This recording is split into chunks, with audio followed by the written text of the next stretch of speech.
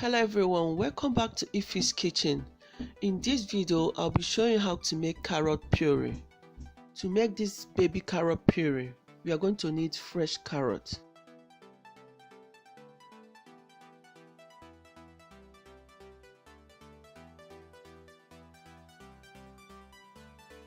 I'll start by washing the carrots. I'll be peeling the carrots.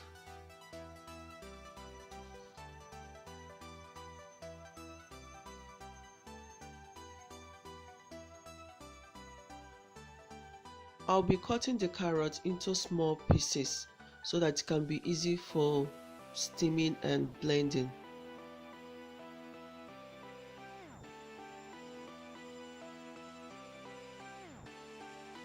I'll add some water into the pan.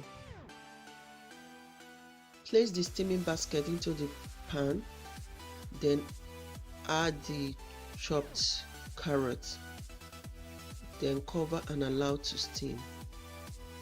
Leave to steam for about 10 minutes until soft or tender. After about 10 minutes, I notice that the carrots have softened, then I will turn off the heat. I'll add the steamed carrot into the blender. I'll be using formula milk. You can use breast milk or water.